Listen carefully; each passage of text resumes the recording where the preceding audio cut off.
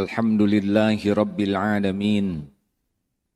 Alhamdulillahilladzi anzala sakinah fi qulubil mu'minin liyazdadu imanan ma'a imanihim.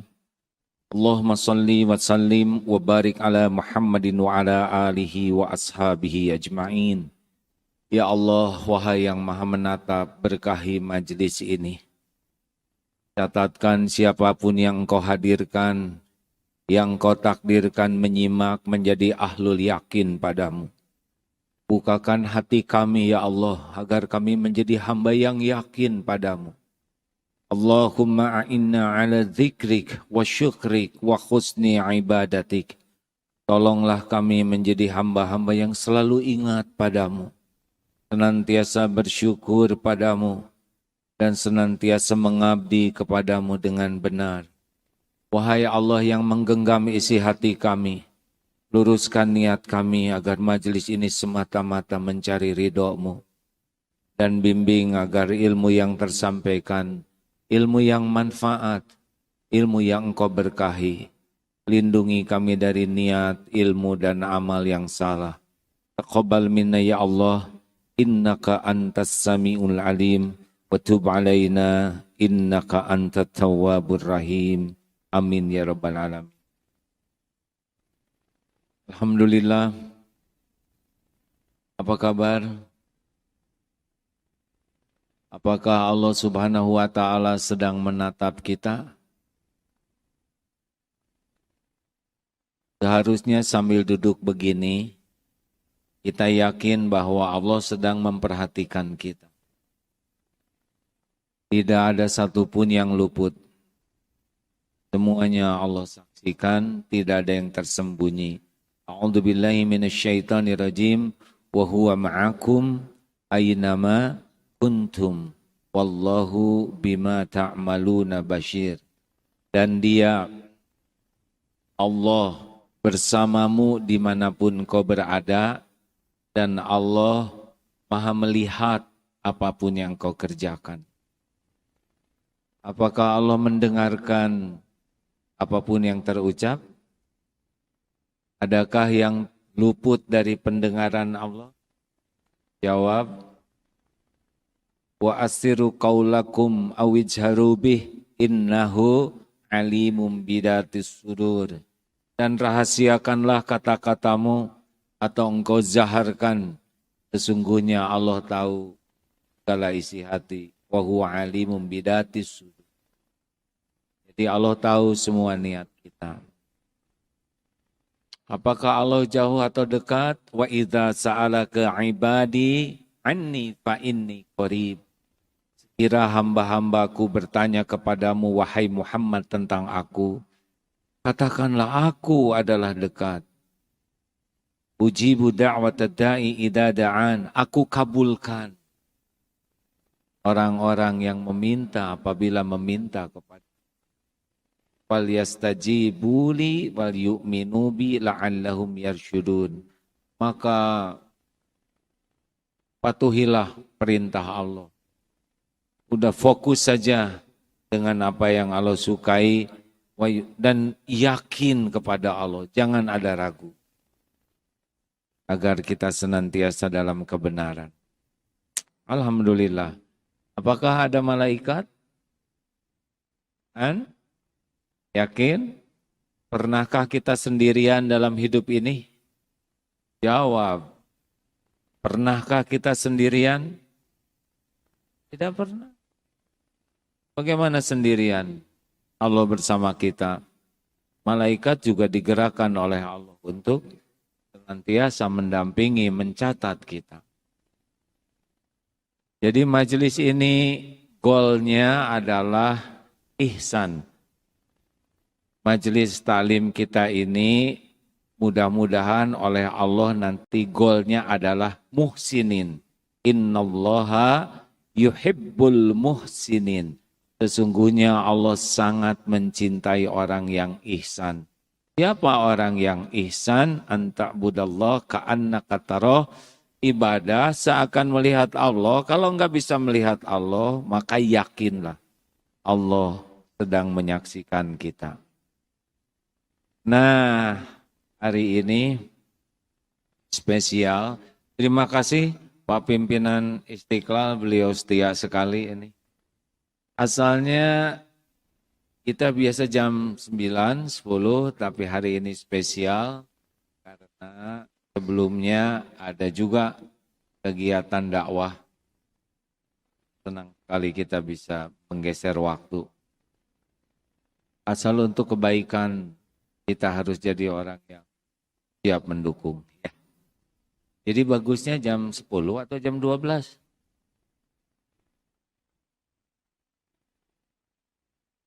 Kalau 12 campur lapar agak lebih berat perjuangan. Baik ini. Juga ngalangin. Pokoknya apapun yang bisa membuat orang bahagia, lakukanlah. Bahagia deh. Amalan yang paling dicintai Allah adalah memasukkan kebahagiaan. Baik rekan-rekan, semua orang ingin bahagia. Islam, tidak Islam, laki, perempuan, tua, muda, semua ingin bahagia. Yang sehat, yang sakit, yang kaya, yang miskin, semua ingin bahagia. Yang beriman, yang tidak beriman, suku apapun pasti mau bahagia. Tapi tidak semua orang tahu yang namanya resep bahagia. Kita sudah membahas dalam pertemuan yang lalu, surat An-Nahl 97, A'udzubillahi minasyaitonirrajim, man amila shalihan min dzakarin aw untha wa huwa mu'min, fala nuhyiyannahu hayatan thayyibah. Jadi bahagia itu tidak pada jumlah harta, tidak pada pangkat, tidak pada jabatan, tidak pada followers, subscriber, viewers, tidak pada popularitas, tidak pada penampilan, cakep, ataupun badan yang gimana, tidak. Bahagia itu ada pada man amila sholihan min dzakarin aw untha. Barang siapa yang beramal soleh, baik laki-laki maupun perempuan, wahwa mu'min, dan dia yakin ke Allah, beriman, Allah benar-benar mengaruniakan kepadanya hayatan thayyibah, kehidupan yang baik. Karena perkara keperluan dia perlu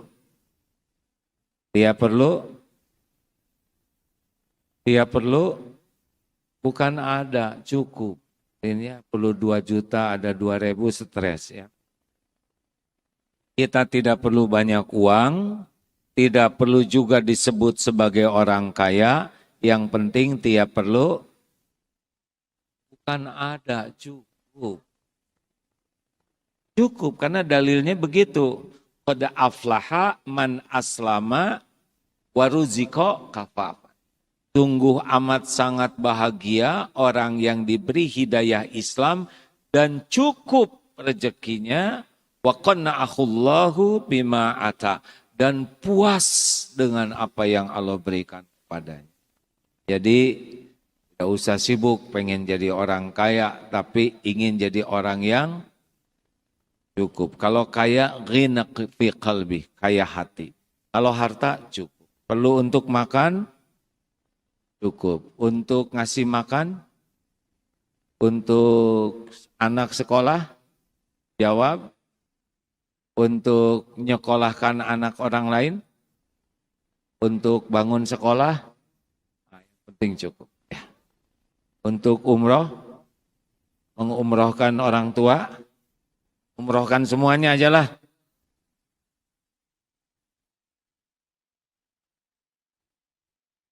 Waktu banyak tidak ada yang cukup, stres. Ya. Hilang.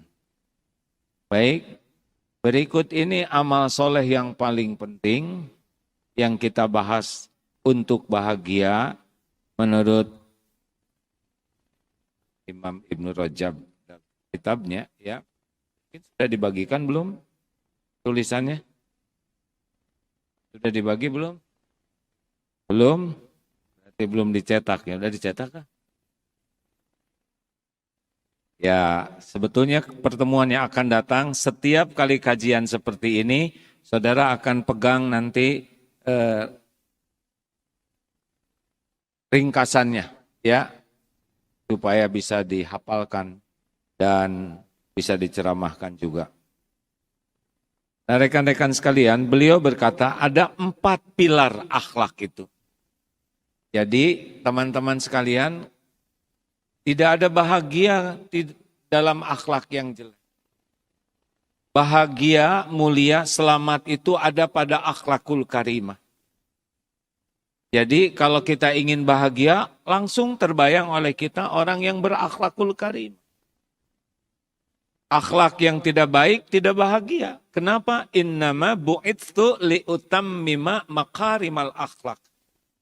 Sesungguhnya hamba diutus ke bumi, Rasulullah SAW, hanyalah untuk menyempurnakan kemuliaan akhlak. Orang yang paling bagus Islamnya, cirinya akhlaknya paling baik. Orang yang paling kuat imannya, cirinya akhlaknya paling baik. Orang yang bagus ibadahnya, cirinya akhlaknya paling baik. Nah, bahagia itu juga oleh Allah dihadiahkan kepada yang akhlaknya paling baik. Ini 4 pilar ini. 1, hadisnya sahih semua ya. Yang pertama, 4 pilar akhlak. Yang pertama adalah la yu'minu ahadukum hatta yuhibba li akhihi ma yuhibbu li nafsihi. Tidaklah sempurna iman seseorang sampai ia menyukai apa yang ada untuk saudaranya sebagaimana menyukai apa yang ada untuk diri sendiri. Jadi akhlak seseorang itu bisa kita rasa-rasakan ini. Ada 5 tingkatan ya, yang buruknya dulu yaitu SMS. Syusyah melihat teman senang dan senang melihat teman syusyah. Ini namanya dengki men. Dengki lady. Pendengki. Rasa-rasakan. Ya, ini ke saudara. Kalau ada saudara kita, tetangga, umat Islam lain dapat nikmat, kemudian kita tidak suka, kemudian nikmat itu hilang, kita bahagia, nah ini tidak termasuk orang yang berakhlak sesuai dengan yang disabdakan Rasulullah tadi. Ini terburuk nih. Susah aja, pokoknya tidak rela saudara kita senang, dan senang saudara kita susah. Teman daftar umroh, nyek aja enak di sini. Tiba-tiba batal umrohnya, ketipu, aduh bahagianya.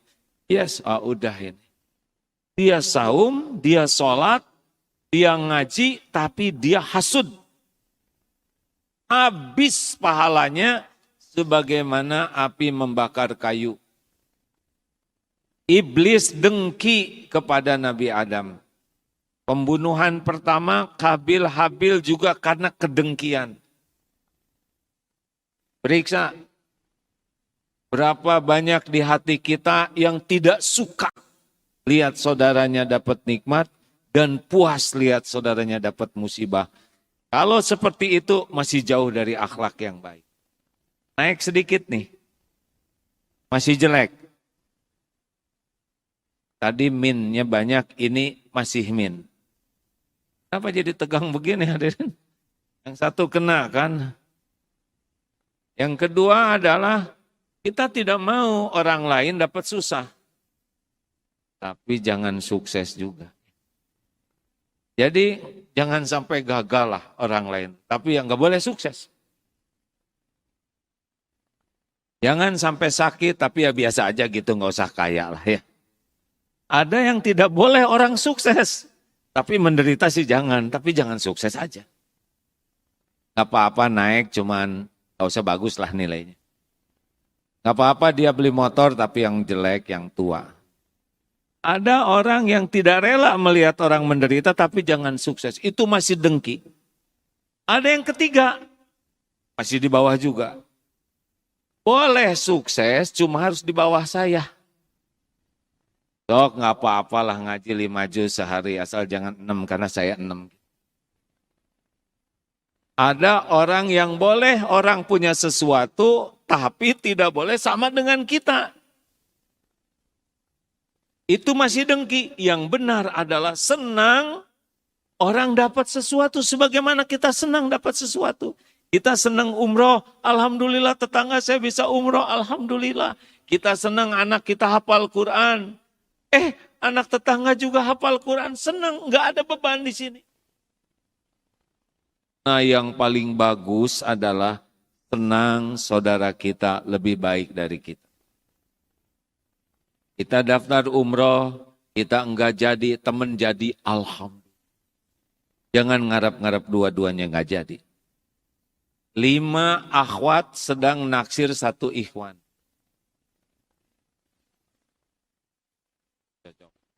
Balik. Harusnya 1 ikhwan ditaksir 5 akhwat. Ini bisa dengki ini. Ingin untuk saya, jangan untuk yang lain. Tapi bagi yang bersih hati, apapun yang ditakdirkan Allah dia bahagia.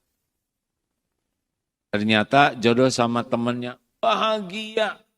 Tidak ada hatinya itu rasa susah dengan nikmat yang Allah berikan kepada saudara.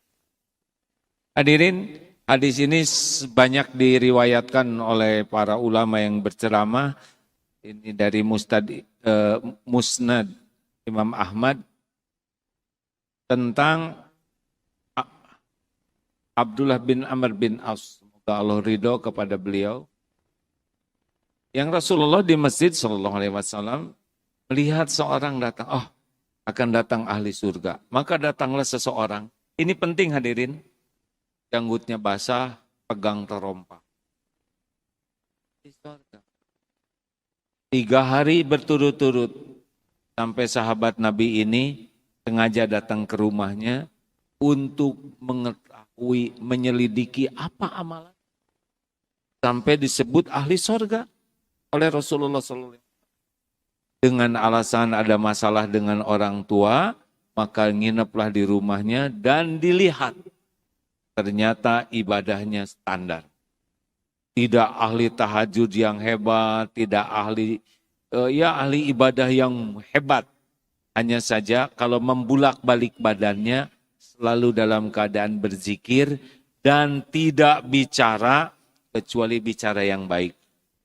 Pada hari ketiga, sahabatku, sebetulnya saya mendengar dari Rasulullah berkata sesuatu ya tentang engkau.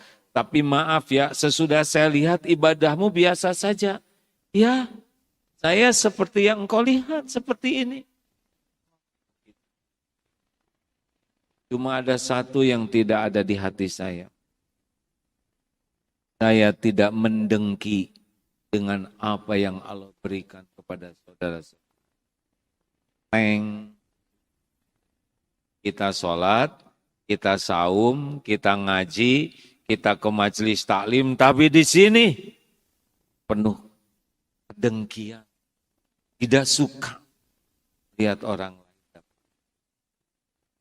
Ini tadi ada majelis ke sini. Bagi pendengki, ngapain tadi ada? Wah, itu kotor hati, udah nggak apa-apa. Dakwah itu beragam caranya, benar? Hati-hati ini. Periksa hati kita. Biasanya yang dengki ini sebentar lagi kita memasuki Mudengnas. Mudengnas. Sudah tahu? Musim dengki nasional. Pilkadal, pilihan kepala daerah langsung. Jangan sampai dengki, ya. Tenang saja. Pertama, kita belum tentu hidup tahun 2024. Yang kedua, kita bukan capresnya. Yang ketiga, ada Allah yang terus tegak. Tunaikan saja apa yang menjadi kewajiban kita tanpa harus dengki-dengkian. Betul? Bagi yang merasa ibadahnya pas-pasan, bersihkan hati. Jangan ada susah.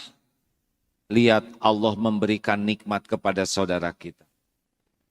Yang membagikan nikmat itu cuma satu, Allah Subhanahu wa taala. Wa ma bikum min ni'matin faminallah.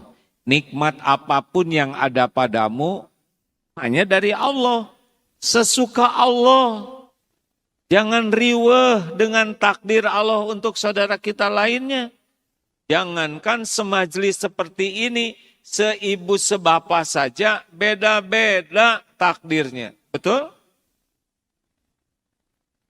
Jangankan seangkatan, seibu sebapa, lihat nanti lebaran. Beda-beda. Suka-suka Allah. Kalau kepada saudara kita, Allah ngasih nikmat, kita ikut bahagia.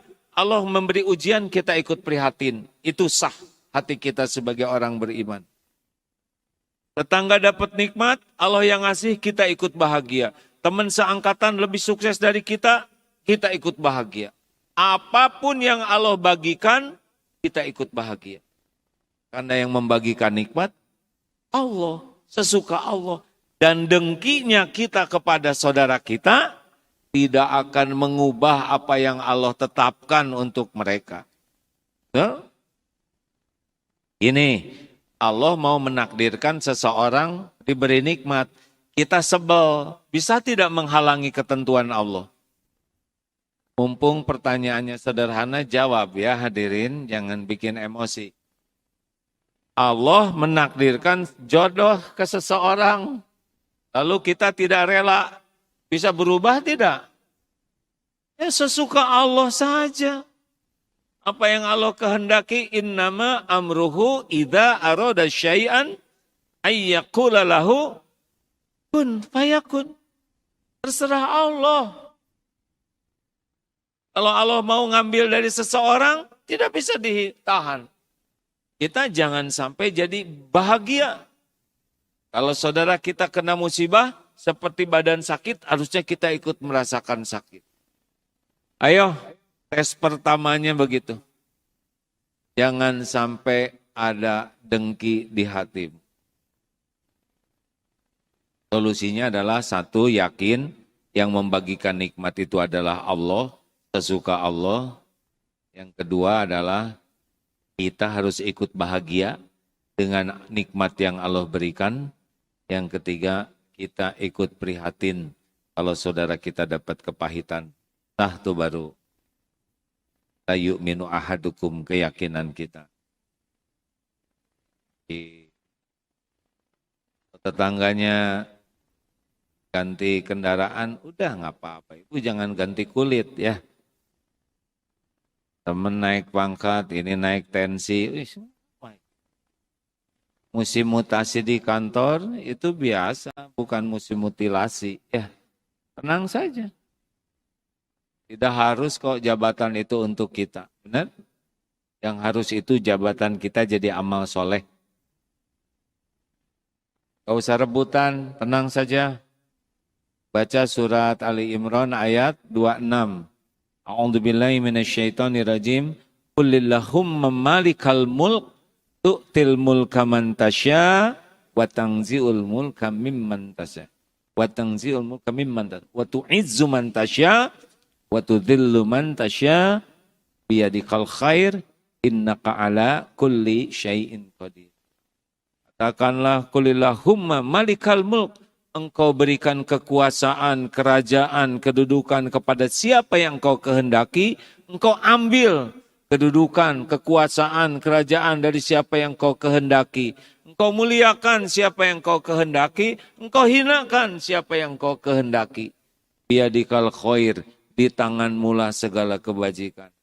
Innaka, sesungguhnya engkau ala kulli syai'in qadir, maha kuasa atas segala-galanya. Jadi jabatan pangkat itu Allah yang menetapkan sebagai ujian, bukan sebagai nikmat. Nikmat itu kalau bisa lulus. Makanya antara jabatan dengan kemuliaan dipisahkan. Kalau diberi jabatan, dia bisa menunaikannya dengan sesuai yang Allah sukai. baru Allah beri kemuliaan. Kalau diberi pangkat jabatan dan tidak amanah, Allah beri kehinaan. Makanya kalau diberi jabatan itu jangan dulu syukuran. Kan belum kerjanya. Ya, masa masuk ke kelas syukuran, kan belum ngerjain PR-nya. Halo? Nah, sudah jangan mikirin jabatan, kita mah nggak punya jabatan apa-apa. Paling ketua RT, ya, bisa dipahami belum? Ya, jangan ribet dengan rezeki orang. Ah, tetangga saya maling, dia sukses, apakah saya ikut bahagia? Nah, itu salah. Karena jatuhnya kepada orang yang beriman. Kalau ada koruptor sukses, kita tidak boleh ikut bahagia. Oh, sukses dia. Itu namanya jadi sekongkol. Ini kepada orang yang beriman. 2. Man kana yu'minu billah wal yaumil akhir falyaqul khairan aw liyasmut. Barang siapa yang beriman kepada Allah dan hari akhir, hendaklah berkata baik atau diam. Tadi yang pertama adalah akhlak terbentuk kalau sudah tidak ada kedengkian dan sayang kepada saudara. Ya, cirinya tadi sudah disampaikan, yang jelek dan yang baik. Sekarang riadoh kedua adalah lisan. Jadi mulut ini fungsinya apa? Coba, mulut gunanya untuk apa? Makan. Kenapa saudara makan? Karena dia makan karena lapar. Atau sama dengan monyet hadirin. Monyet makan karena lapar. Ayo, kenapa kita makan? Supaya apa, Pak? Supaya kuat. Udah kuat mau apa? Kan? Mau tidur. Kita makan supaya badannya kuat untuk ibadah.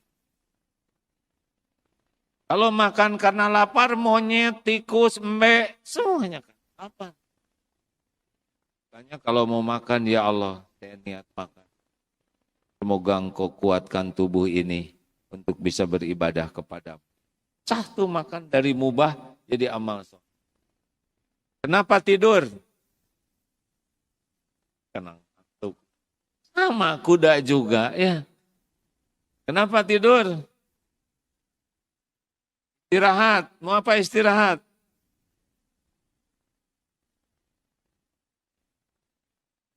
Ya, kita tidur supaya tubuh ini terpenuhi haknya, supaya kita bangun lebih kuat untuk mengabdi kepada. Begitu aja hidup ini. Karena memang kita hidup cuma diperintahkan untuk ibadah. Kenapa olahraga? Ini teh udah jawabannya yang tadi sama. Kenapa kita olahraga? Supaya sehat. Sehat mau apa? Supaya ibadah. Wah, saya harus olahraga supaya sehat. Supaya apa? Supaya kuat. Buat apa? Kuat ibadah yang benar. Kenapa lari kuat 10 kilometer? Ke masjid 20 meter nggak kuat? Kenapa naik sepeda kuat 100 kilometer? Ke masjid 50 meter nggak kuat? Orang yang kuat olahraganya ikhlas bisa dilihat dari kuat tahajudnya. Masa ngangkat besi kuat, tinju kuat, tahajud tidak kuat? Saum batal melulu, Senin Kemis, ngaji cuman selembar. Kuat apa? Kita supaya kuat ibadah. Nah, mulut juga sama. Mulut ini bukan untuk bicara, tapi untuk bicara baik atau diam. Ada yang nanya, gimana caranya saya supaya istiqomah? Nih saya bacakan ini ya tentang istiqomah. Hadis riwayat Imam Ahmad, derajatnya Hasan ini. Dalam Musnad Imam Ahmad dari Anas bin Malik, Nabi SAW beliau bersabda, la yastaqimu imanu abdin hatta yastaqima qalbuhu. Tidaklah istiqomah iman seseorang sebelum istiqomah hatinya. Wala yastaqimu qalbuhu hatta yastaqima lisanu. Dan tidaklah istiqomah hati seseorang sebelum istiqomah hingga istiqomah lisan. Makanya ibu bapak, sulit sekali orang itu istiqomah keimanan, istiqomah hatinya sebelum istiqomah jaga lisan. Bu, Pak, sepulang dari sini bertekad kurangi bicara, kecuali yakin perkataan kita disukai Allah.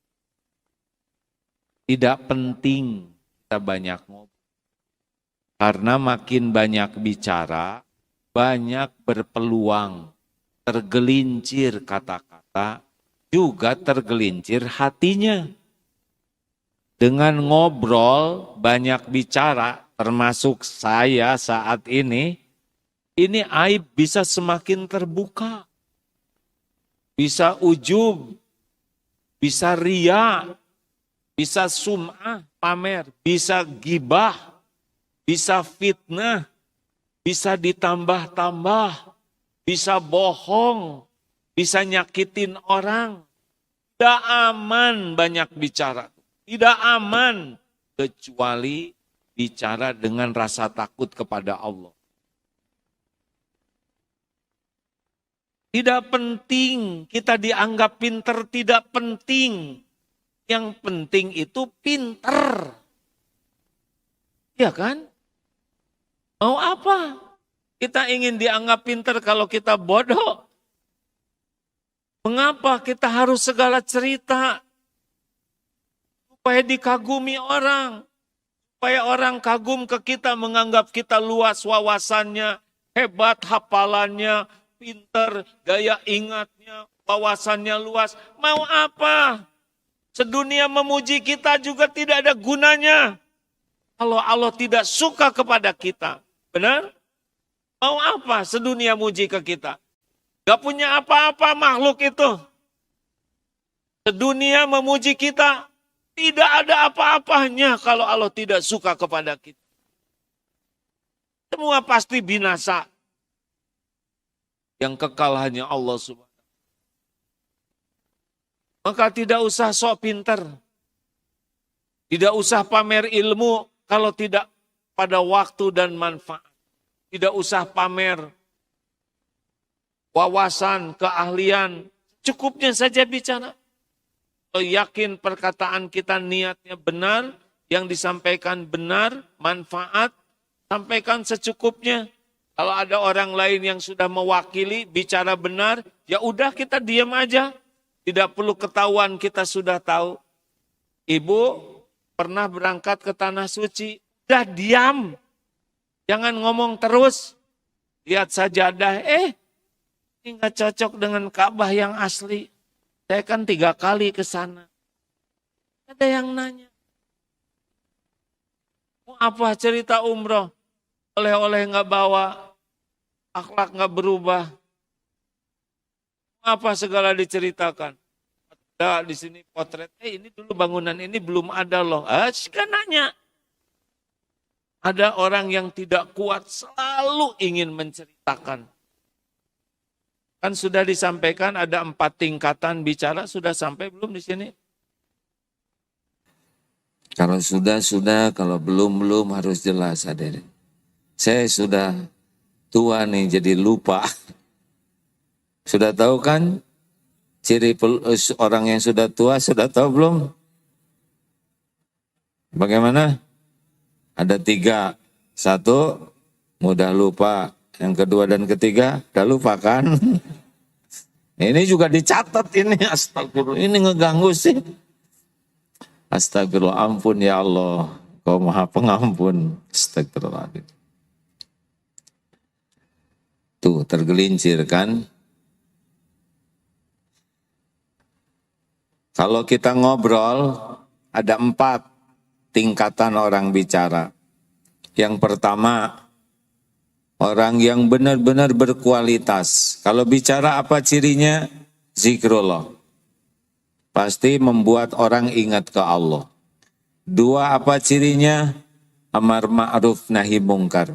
Kalau bicara, ngajak orang, tentu dengan caranya yang bijaksana, untuk ingat kepada kebaikan, mengajak orang berbuat baik, dan mencegah orang dari perbuatan jelek. Kalau bicara, ilmunya manfaat. Kalau bicara, hati kita tergugah. Kalau bicara, jadi solusi. Zikrullah, amar ma'ruf nahi mungkar, ilmu yang manfaat, hikmah yang menggugah, solusi. Kalau ibu ketemu dengan calon menantu, bicara seperti ini, jodohkan dengan anak, ya.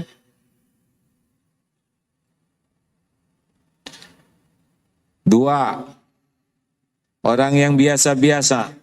Kalau orang biasa-biasa ngobrol, ada cirinya. Sudah tahu cirinya? Peristiwa. Apa? Pasti segala diobrolin yang dia lihat dan dia dengar. Tadi jalan itu ya, ada angkot udah muter. Tidak jadi zikir, tidak jadi ilmu, tidak amar ma'ruf nahi mungkar, tidak jadi solusi, hanya cerita, buang waktu. Ini cirinya orang biasa. Yang dia lihat, yang dia dengar, dia cerita. Baru selesai nonton sepak bola, diobrolkan. Padahal sudah selesai. Dan yang diajak ngobrolnya juga nonton sama-sama. Mau apa? Buang waktu. Setiap kata-kata pasti dihisab nanti. 3. Di bawah itu. Yang ketiga namanya orang yang rendahan. Sudah tahu cirinya? Cirinya adalah setiap bicara perkataannya negatif. Mengeluh, mencela, ngerasuloh. Enggak pernah ada yang bagus keluar dari mulutnya. Bangun tidur, bau apa nih? Akan dia yang menguap ya. Bangun tidur, ini leher. Aduh, kayak babi hutan. Dia kutuk dirinya sendiri. Kepala serasa belah, pinggang ini ada remek nih. Mau ke kamar mandi, jangan-jangan bekas orang. Suudon. Ngirit air. Belum juga ada yang mandi, udah suruh ngirit. Mau makan, bosan tiap pagi makan bubur. Belum juga dimasak, sudah bosan. Mau keluar rumah, udah pasti macet nih. Amit-amit sekarang ini. Gak ada yang benar di mana-mana. Lampu merah sekarang kacau. Merahnya seumur hidup. Hijaunya sekejap mata. Dusta. Ada orang yang lihat jalan tuh naik motor sendiri. Kacau nih motor. Jadi boros kayak gini. Diambek motornya sendiri. Pas bercermin. Kenapa jadi petot begini? Wajah sendiri dikutuk. Kenapa jadi peot? Lihat anak. Kamu jadi anak jangan nakal ya. Bukannya nyuruh soleh. Kata-katanya enggak bagus. Pak, jadi suami itu kayak suami tetangga. Padahal suami tetangga sama si ibu enggak minat sama sekali. Nonton TV, bibir tebal nyanyi lu. Padahal bibir ciptaan Allah dan dengan dia juga tebelan dia. Ada orang yang tiap bunyi negatif. Mengeluh, mencela. Ini namanya kelompok rendahan. Orang yang kufur nikmat. Dan raut mukanya itu, maaf ya, nggak pernah jadi bagus. Mau didempul, mau pakai bulu mata palsu, pakai bedak setebal apapun, tetap nyebelin.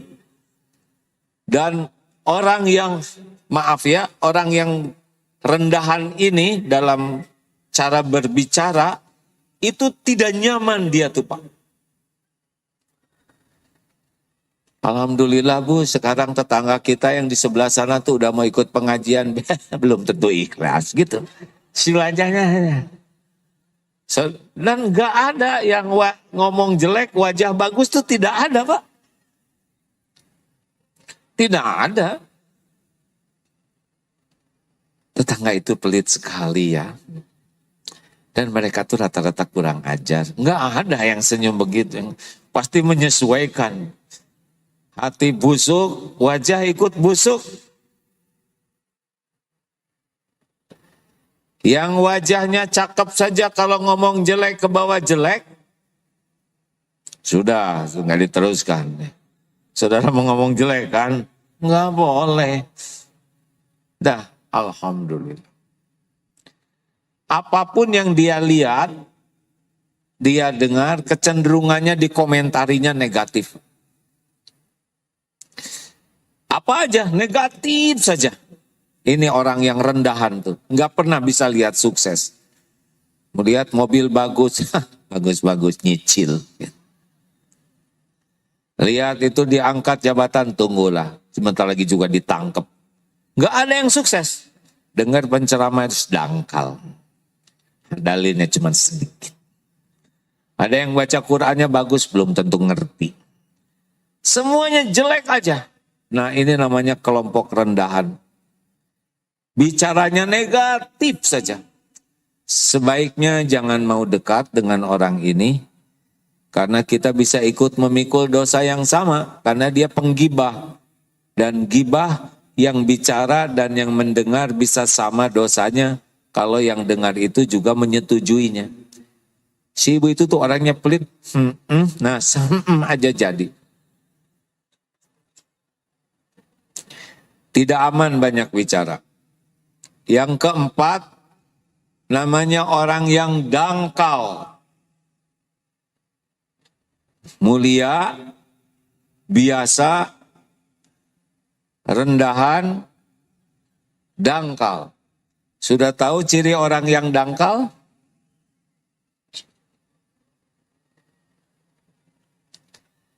Ciri orang yang dangkal kalau bicara ada cirinya, yaitu saya.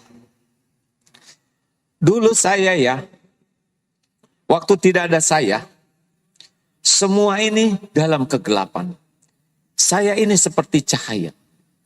Saya. Tiba-tiba ada kucing rambutnya panjang. Ini kucing bulunya panjang seperti singa. Saya sudah pernah ke Singapura ya. Tidak nyambung hadirin ya. Dari kucing lewat, dia akan mengeluarkan dirinya. Jalan-jalan ada tukang jualan celengan. Celengan lucu-lucu. Sebetulnya sekarang tahu itu tuh celengan tuh bentuknya gajah bagus. Tahu nggak saudara gajah itu lambang apa? Itu lambang ITB. Suami saya kan lulusan ITB. Keluarlah hadirinnya. Dari celengan saya keluar. Pokoknya apa aja nanti akan mengeluarkan. Saya, itu murid saya, itu dididik oleh saya. Kalau dia jadi guru, ada murid itu dulu sudah ada murid saya tuh. Padahal cuman les ya. Tapi nebeng beken. Waktu SD saya. Kenapa kita harus tampil terus? Ini jasa saya, ini jerih payah saya, ini pengorbanan saya. Allahnya mana? Itu tuh ujub namanya. Kenapa? Kenapa kita terus-menerus menyebut saya? Karena kita haus pengakuan orang. Karena kita ingin dikagumi orang. Padahal wa ma bikum min ni'matin faminallah. Nikmat apapun yang ada padamu itu milik Allah, dari Allah. Tidak akan bahagia kita terus-menerus nyebut saya. Sudah berulang kali ditunjukkan di sini. Coba tes lagi nih, bapak-bapak dengar. Jangan lengah dan jangan jawab. Bu, kalau suami ibu berkata begini, apa yang ibu rasakan? Istriku, saya ini suamimu, Saya yang membanting-banting tulang. Meres-meres keringat. Demi kalian. Ini rumah, saya yang mati-matian beli. Saya cicil dengan betul-betul bersimbah air keringat. Kalian tiap hari makan, itu pun jerih payah saya. Itu dempul, segala baju, seragam, kerudung, saya. Kalian pergi ke sana sini, saya yang ngongkosin. Saya tahu, Bu. Suami menceritakan jasanya. Bagaimana perasaan ibu? Jadi bahagia atau jadi enak, Bu? Jawab, sunatullah, Pak. Kalau kita cerita jasa kita tidak proporsional, Allah takdirkan yang dengar itu jadi enak. Apakah dengan suami menceritakan jasanya, ibu jadi makin sayang atau jadi sebel? Sebel, Pak. Jadi diam sekarang. Biar Allah yang menilai. Jadi ibu kalau dengar suami cerita tentang jasanya tuh ibu jadi enak dan sebel, ya Bu?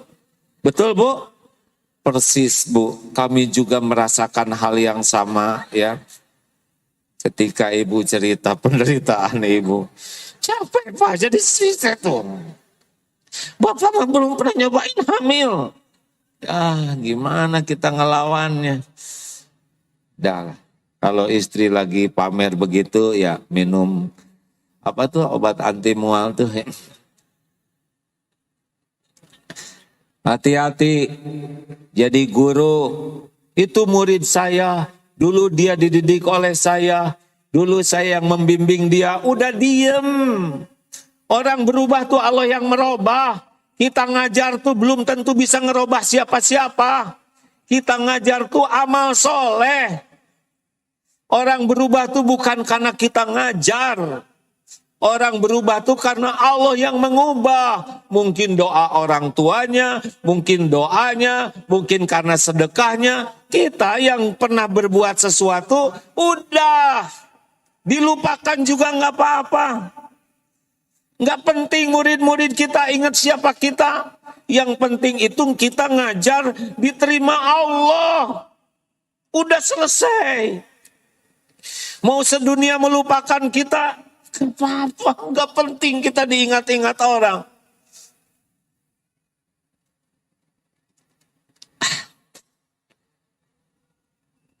Mau ngapain juga kita pengen diingat-ingat orang? Ya, udah pasti orang pada lupa. Misalkan Agi meninggal ya. Ini saya ngebayangin. Ada saya barusan. Tapi asli ya itu saya barusan. Agi meninggal. Berita telah wafat Abdullah Gimnastia. Agi meninggal. Agi meninggal, ya Allah maghfirlahu warhamu. Nah beres ya.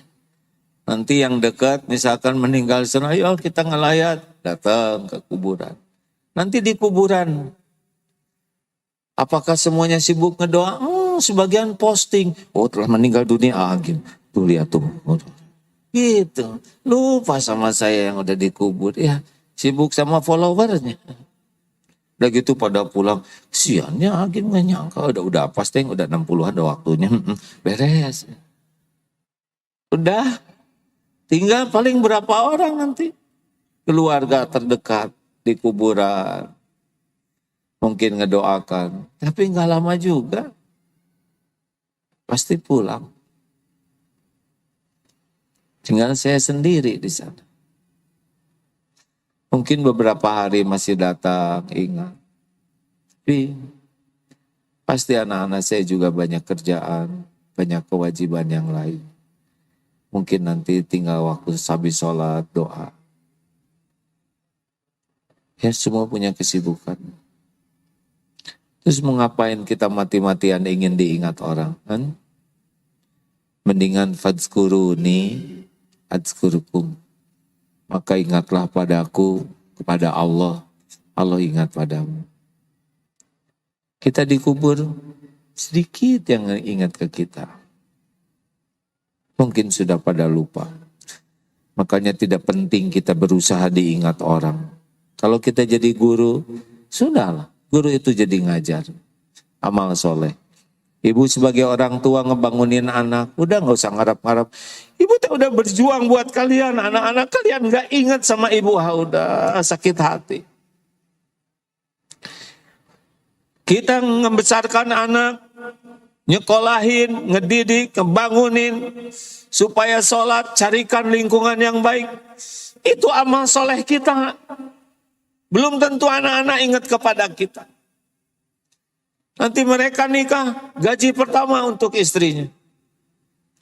Beli HP pertama untuk istrinya. Udah gak usah iri.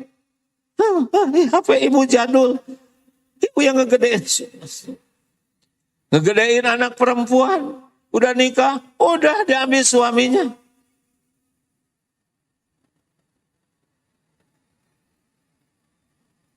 Jangan ngarap-ngarap. Cukup satu aja. Semoga Allah ridho. Cukup. Ngarap-ngarap dari makhluk membuat kita tidak akan bahagia. Makanya tidak penting kita dikagumi orang. Tidak penting. Yang penting kita dicintai Allah. Pencipta, pemilik, penguasa, penentu segala-galanya. Masya Allah. Kurangi ngobrol. Makin banyak bicara. Kalau kurang ikhlas, makin terhijab dari Allah. Tidak aman banyak bicara. Ini posisi saya saat ini posisi yang sangat tidak aman. Karena banyak bicara. Mungkin perkataan bisa benar, dalil bisa benar, tapi niat belum tentu benar. Ingin diakui pintar, ingin diakui hafal dalil, ingin diakui yakin, makrifat, bisa banyak yang tersembunyi di balik kata-kata yang bagus, tapi hati belum tentu bagus. Maka kalau tidak penting-penting amat, diam, enak diam itu. Bicaralah secukupnya. Pak, Bapak, jangan banyak bicara di rumah. Kurangi, mungkin nanti ibu curiga. Kenapa jadi dia begini? Bicaralah dengan perilaku yang lebih baik. Karena sikap juga sudah bercerita banyak. Jangan mengandalkan kata-kata saja. Andalkanlah perilaku kita. Maaf ya.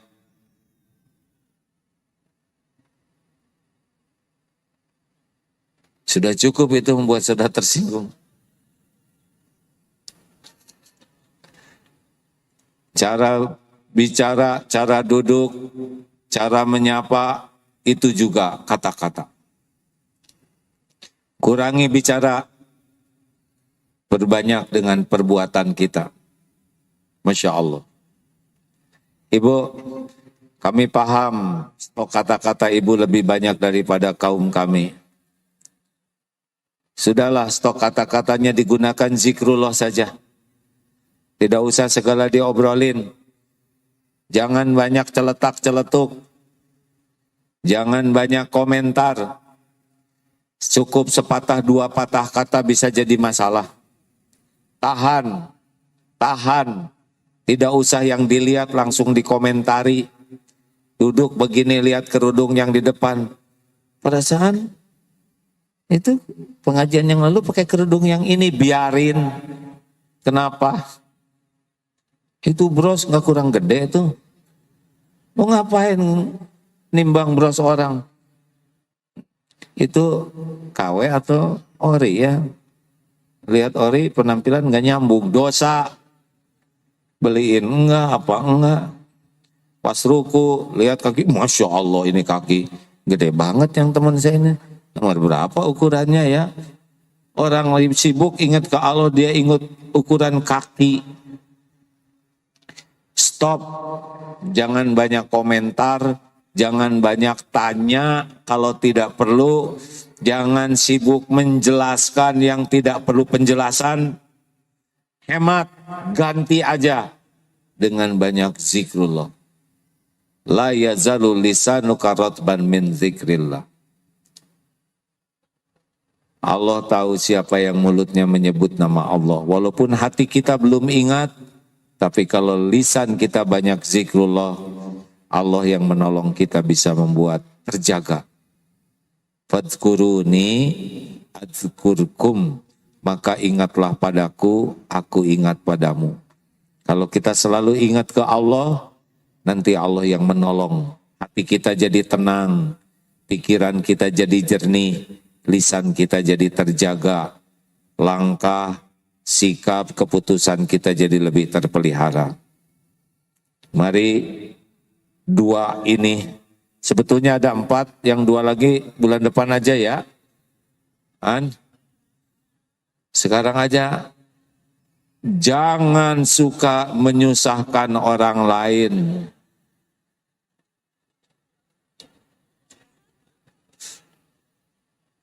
Panjang 2 lagi teh Bu. Yang mau dibahas itu justru jangan emosi. Ini saya lagi jengkel hadirin. Yang ketiga, tapi 2 ini akan dibahas ke depan ya. Ketika seorang minta nasihat kepada Rasulullah, orang Ansor, Rasulullah bersabda, la tagdob, jangan marah. Hadis lain Rasulullah bersabda, la tagdob walakal jannah, jangan marah bagimu surga. Ini harus dibahas khusus. Dan yang terakhir, yang keempat adalah min husni islamil mar. Min husni islamil matarkuhu malayani. Di antara ciri kualitas keislaman seseorang, ini Islamnya baik atau tidak? Orang yang Islamnya baik, dia tidak akan melakukan, berkata, berbuat yang tidak ada manfaatnya. Setiap ucapannya manfaat, setiap tindakannya manfaat, maka hidupnya itu penuh manfaat, maka disebut khairun nas anfa'uhum linnas. Sebaik-baik manusia, manusia yang benar-benar melimpah kemanfaatannya. 2 saja kali ini kita bahas. Pertama, hati kita ke saudara kita. Ada dengki yang harus kita atasi dan diubah menjadi senang dengan kebahagiaan saudara kita. Dan yang kedua, jaga lisan. Hindari perkataan yang tidak ada manfaat. Hindari perkataan yang kufur nikmat. Hindari perkataan ujub, ngangkat-ngangkat diri. Mulut ini paling dekat ke bohong. Dengar ya, kita dekat untuk berbohong kalau sudah cerita tentang diri. Misal begini, anak saya itu padahal gimana ya, saya tuh ngajarinnya biasa aja, tapi dia tuh cerdas sekali. Dia hanya menghafal, sebentar aja udah hafal, sehari itu 1 juz. Bohong. Ibu gimana ngajar anak? Saya tiup, bohong. Ibu gak pernah niup-niup anak, udah pusing anak ditiup oleh ibu. Kalau udah cerita diri, keluarga, pengalaman, ibadah, kecenderungannya, kalau cerita tentang diri sendiri, periksa aja. Pasti ada tambah-tambahannya. Kecuali berat badan ya, jarang ditambah. Diangkat, kita akan ngebohong nanti itu. Supaya orang lebih kagum, lebih terpesona, lebih menganggap kita ini hebat, sukses, lebih dari yang lain. Dan apa gunanya? Apa gunanya kita dikagumi orang? Tidak ada apa-apanya. Demi Allah, tidak ada apa-apanya kekaguman orang. Paling, wow keren. Cuman gitu, kita juga bisa sendirian. Sepuasnya. Apa coba kekaguman? Orang muji kita apa untungnya? Gak ada. Oh, ibu awet muda, jadi awet. Enggak mungkin. Ibu disebut awet muda karena ibu sering traktir. Nah, ibu makin lama, ayo sih kita jajan. Tiap ketemu pastinya makin muda. Mau ngapain juga? Kita capek-capek ingin dinilai orang. Allah yang menguasai semua takdir. Cukuplah kita ingin dinilai Allah. Merdeka. Hari kemerdekaan itu adalah merdeka dari ingin dinilai, dipuji makhluk. Hari kemerdekaan adalah merdeka dari berharap kepada makhluk. Hanya berharap ke Allah yang maha dekat, yang menguasai segala-galanya, yang maha tahu apa yang terbaik bagi kita, yang senantiasa berbuat baik setiap saat. Bahagia sejati itu adalah kalau kita memang roja dan khaufnya hanya kepada Allah. Kepada makhluk, kita berikan yang terbaik lillahi ta'ala. Tapi semuanya hanya agar Allah ridho ke kita. Cukup. Tidak ada yang lain. Tidak ada nikmat yang bisa datang kepada kita kecuali Allah yang menggerakkan. Tidak ada musibah yang bisa menimpa kita kecuali dengan izin Allah. Maka puaskanlah hati kita bergantung kepada Allah yang maha dekat, yang maha melihat setiap saat, yang maha tahu segala keadaan kita, keperluan kita, keinginan kita. Allah yang maha tahu apapun yang terbaik bagi kita. Dan Allah yang kuasa mendatangkan apapun. Tidak ada yang bisa menolong kita selain Allah Subhanahu wa ta'ala. Maka kita tidak perlu mengolah kata dan gaya kita agar dikagumi orang. Tidak ada perlunya. Keperluan kita cuma satu saja. Allah Tuhan kita yang maha baik, yang maha menatap, ridho kepada kita. Itulah yang membuat kita bahagia. Alhamdulillahirabbil alamin. 1 jam hadirin sekalian. Kapan kita ketemu lagi ini? Kalau ada umur. Kan? 12 Februari ya. 12 Februari hari Ahad. Jam 9 pagi. Gak bosan. Alhamdulillah. Kalau mau ngaji ke sini doa dulu. Ya Allah, Engkaulah yang maha tahu siapa si Agim yang sebenarnya. Tidak ada yang tersembunyi bagimu.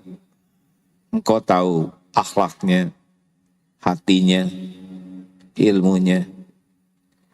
Sekiranya ada manfaat, maka kumpulkan kami dan bimbing agar Agimnya bicaranya benar ya Allah.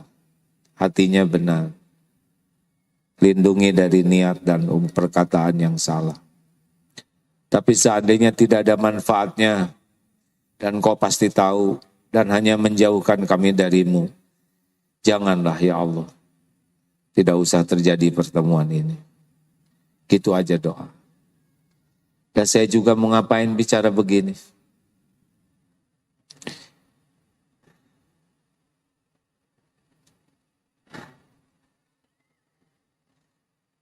Bicara di depan orang banyak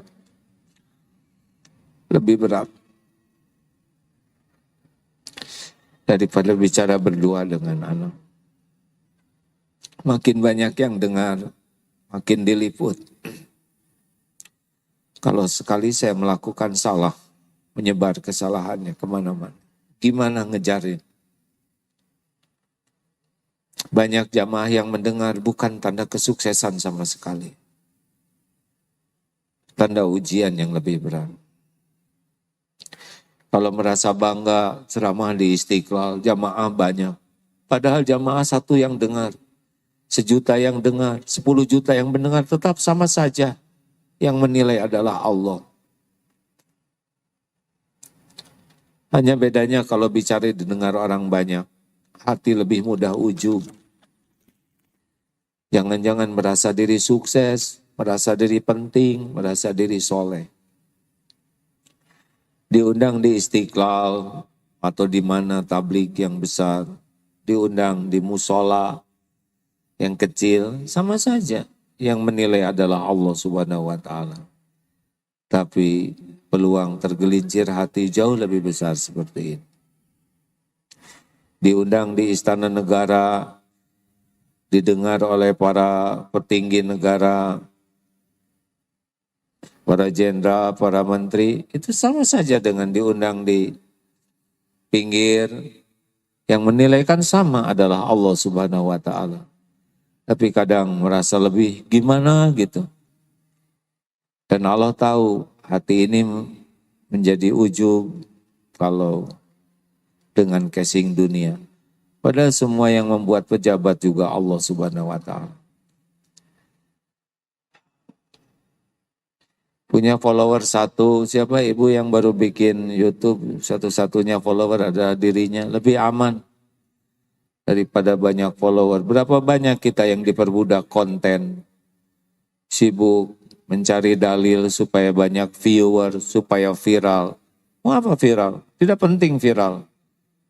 Yang penting tayangan kita diterima oleh Allah.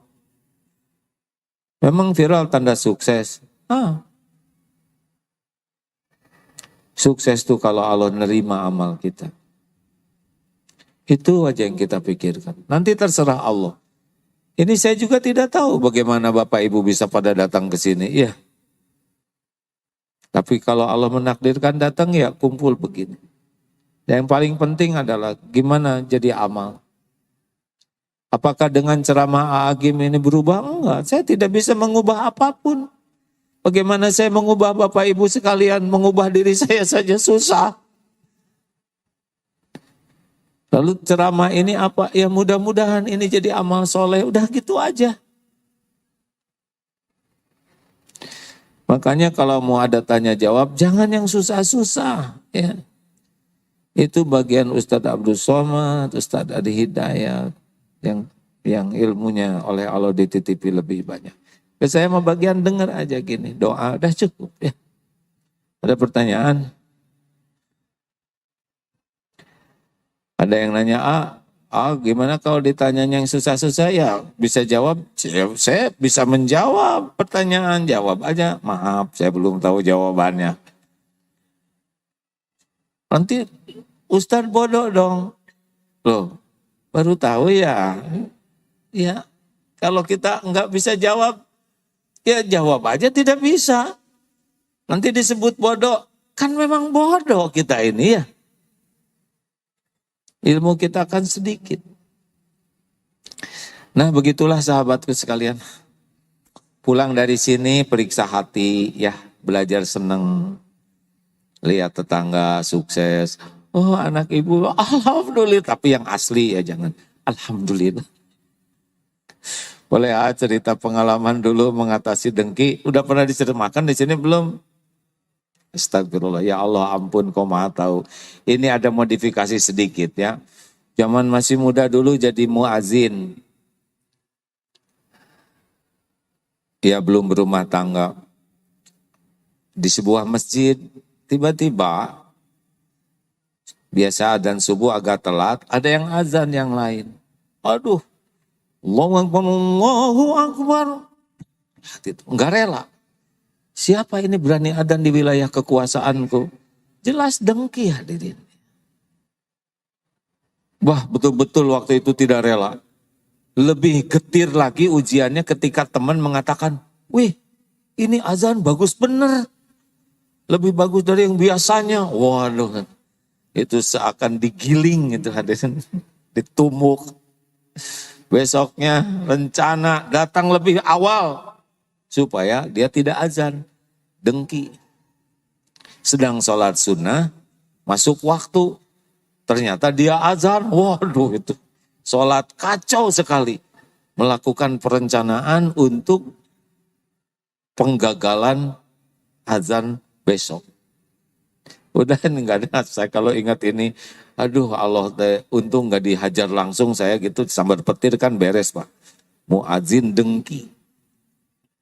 Ya begitulah, kalau wudhu ada beliau, saya nggak mau ke masjid, wudhu di rumah aja, balik lagi. Yang paling horor kalau beliau jadi imam, aduh, menderita. Ngarap-ngarap lupa ayat, kebesekan, jahat aja hati ini. Akhlak langsung buruk sekali itu. Allah maha baik, maha menolong. Tapi senang di masjid, hanya busuk hatinya. Allah takdirkan, Allah kan maha tahu kedengkian hambanya. Allah hadirkan tukang jualan dulu tahun 86 ini ya. Yang jualan buku digendong pas ke masjid. Ingat waktu itu kurang lebih pada asar. Chef, mau beli buku nih baca-baca. Kasih tuh buku ada.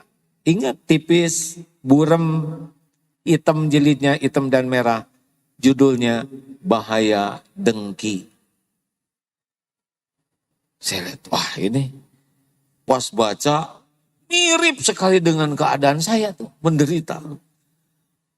Orang yang dengki itu kan dia yang zolim tapi dia yang sengsara. Cirinya khas, tidak mau muji, tidak suka orang dapat nikmat, senang orang lain dapat, tidak mau nyapa, pokoknya persis sekali.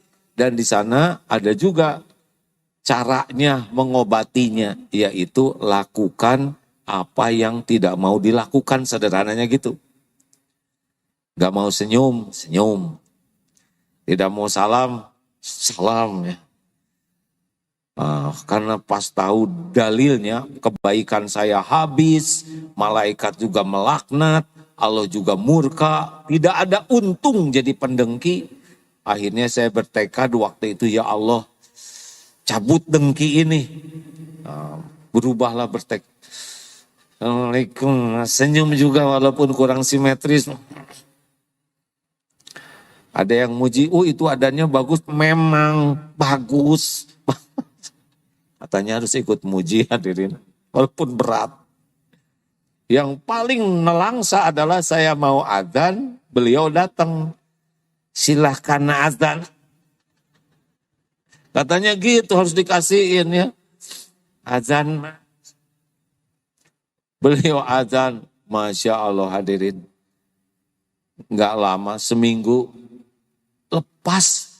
Dan beliau jadi guru saya. Karena memang beliau seorang ustadz, ilmunya banyak, baca Qur'annya bagus. Tapi selama dengki nggak ada tuh kebaikannya. Yang ada sebel aja. Alhamdulillah, mudah-mudahan Allah melindungi kita dari kedengkian dan melindungi kita dari busuk hati serta memampukan kita falyakul khairon auliyasmut.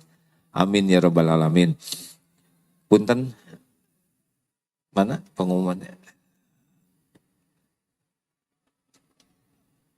Sebanyak ini. Ini kan tugas panitia bukan? Apa yang mau disampaikan? Terima kasih rekan-rekan. Ibu Bupati dari mana aja ini? Dari Bogor. Tahu dari mana acara ini? Keberatan enggak kalau begini? Kalau dirasa ini ada manfaatnya, lalu diniatkan nanti tanggal 12 Februari ajak 1-2 teman. Kalau sekarang yang hadir berapa nih? Sekitar 3.000, 4.000 mungkin. Ajak aja seorang.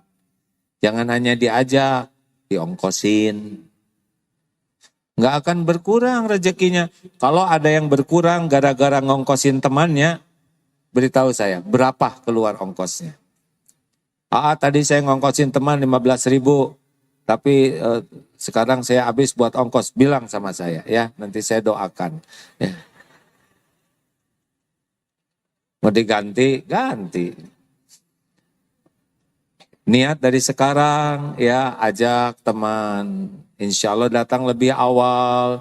Niatnya apa ke pengajian ini? Niat untuk cari ilmu, nanti sepanjang jalan dinaungi malaikat, ikan, semut, semuanya mendoakan. Niatnya harus benar. Bismillahi tawakkaltu 'alallah la haula wala quwata illa billah.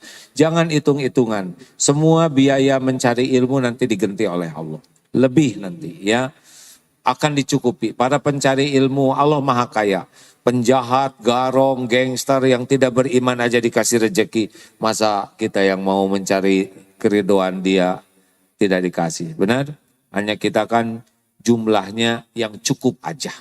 Tidak harus yang membebani kita di yaumal hisab. Niat apa lagi? Niat silaturahim, niat iktikaf, niat memakmurkan masjid. Datang ke sini, sholat sunat, iktikaf di sini ya. Datang lebih awal, Masya Allah. Jangan lupa bawa bekal. Dan bekal itu harus lebih seneng kalau bekal kita dimakan teman.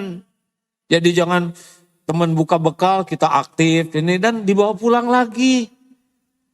Kita bawa makanan roti jadi malah nambah gitu. Itu gonimah namanya. Jangan terbalik kan ini.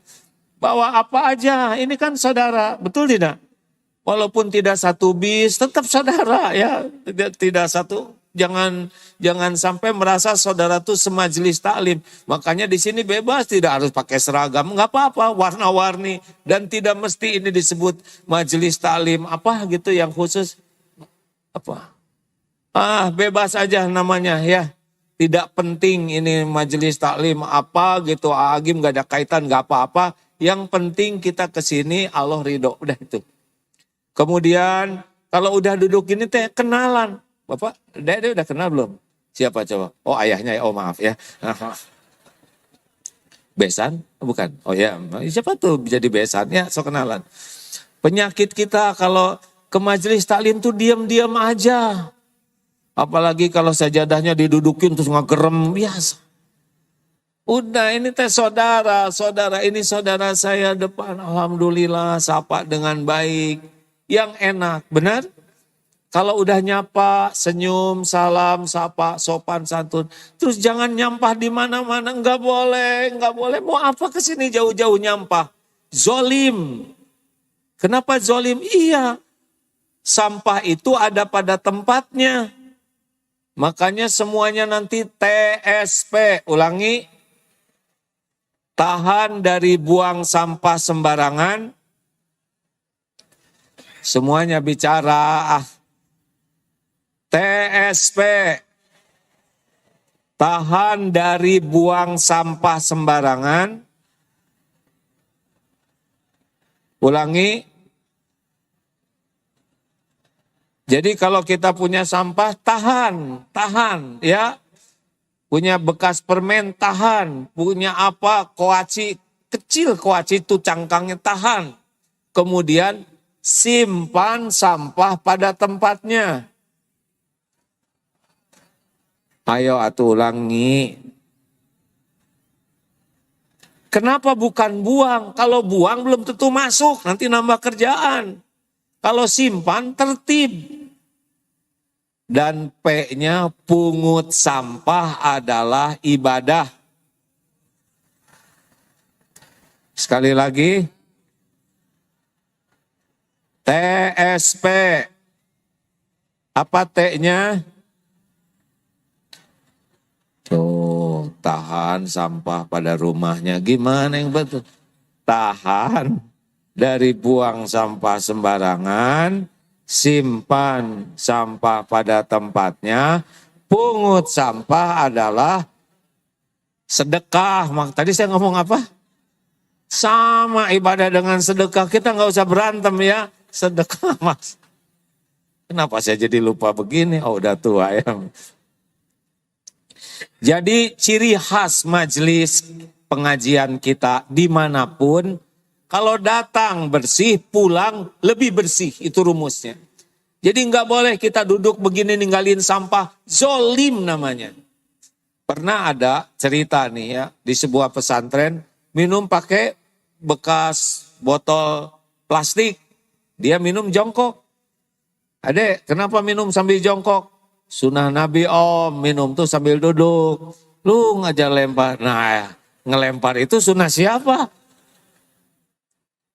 Tolong ya, Pak pimpinan Istiqlal, insya Allah kalau Darut Tauhid ini rapi kan ya Pak ya? Rapi, kita nggak boleh ninggalkan sampah. Bahkan kalau bisa mau pulang tuh pungut. Dulu kita kalau ada acara-acara besar, ya ya pesantren Darut Tauhid dan jamaah tuh ciri khasnya adalah bagian mungut sampah ya, karena sedekah. Kemudian biasakan juga jamaah ini 5S. Sudah tahu? Senyum. Coba senyumnya mana? Enggak usah bunyi biasanya. Salam, senyum, salam, sapa, sopan, santun. Jadi enggak ada kita ketemu baut, main sikut-sikutan, apalagi lagi ruku, dorong ke belakang. Enggak boleh. Ini saudara ya. Karena walaupun ilmunya yang disampaikan mudah-mudahan walau sederhana, tapi kalau kita praktekkan hati jadi bersih, yakin ke Allah, manfaat, mudah-mudahan itu membuat Allah ridho ke kita ya. Mari kita tutup dengan baca Quran Al-Fatihah. A'udzu billahi minasyaitonir rajim. Bismillahirrahmanirrahim. Alhamdulillahi rabbil alamin. Ar-Rahmanir Rahim. Maliki yaumiddin. Iyyaka na'budu wa iyyaka nasta'in. Ihdinas siratal mustaqim. Siratal ladzina an'amta 'alaihim ghairil maghdubi 'alaihim waladdallin. Amin ya Allah. Hadirin, mari sejenak kita tundukkan hati kita. Kita zikir pelan-pelan dan masing-masing Allah Maha Dekat. Subhanallah walhamdulillah wa la ilaha illallah wallahu akbar la haula wa la quwwata illa billahil aliyyil azim. Hasbunallah wa ni'mal wakil. Ni'mal maula wa ni'man nasir. Ya arhamar rahimin, irhamna. Ya arhamar rahimin, irhamna. Ya hayyu ya qayyum, birahmatika nastaghits. Allahumma salli ala sayyidina Muhammad wa ala alihi wa ashabihi ajma'in. Hadirin, hari berganti hari, semakin dekat dengan ajal kita menjemput. Kita tidak tahu berapa lama lagi umur yang tersisa. Tapi pasti setiap hari semakin dekat dengan perpisahan kita. Akan ada saatnya kita berpisah dengan orang-orang yang kita cintai. Berpisah dengan dunia ini. Pasti. Dan jikalau datang saat yang ditetapkan Allah, فَإِذَا جَاءَ أَجَلُهُمْ la yastakhiruna sa'ata wa la yastaqdimun. Tidak bisa diakhirkan, tidak bisa diajukan walau sekejap. Hadirin sekalian, entah mungkin ada di antara kita yang beberapa puluh tahun lagi, mungkin tinggal beberapa tahun lagi, atau beberapa bulan, atau mungkin ini hari-hari terakhir.